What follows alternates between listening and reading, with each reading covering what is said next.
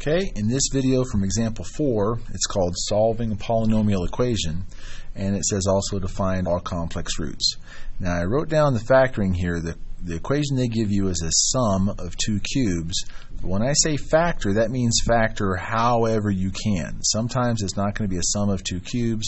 Sometimes it's going to be a quadratic pattern. Sometimes it's going to be something else completely. But we're going to need to solve, and when they say find complex roots, that should say to you, hey, I'm going to have to use the quadratic formula, and we're going to have imaginary numbers, and that's what's going to happen in this one. So I'm going to factor this first, sum of two cubes. I've already written down what the a and b are. The cube root of the first term is 2x. The cube root of the second term is 5. So I can write down this is going to be, first it's plus, so it's going to be 2x plus 5. And the next part is the first term squared. If I square that, I get 4x squared. And then it always switches plus minus. And then these a times b, 2x times 5 is 10x. And then the second term squared, and this is always, the last term is always plus. So that's plus 25. Now this, like we have here, equals 0.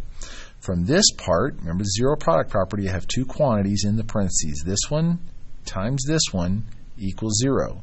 The zero product property says one of them or both can be equal to 0. From here, we can just very quickly do our opposite sign trick and say x equals negative 5 over 2. That's the easy part. From here, we're going to have to use the quadratic formula because this does not factor. So I'm going to quickly go through the quadratic formula. Hopefully you guys remember that from chapter 5. You can check your numbers here as I go quickly through this.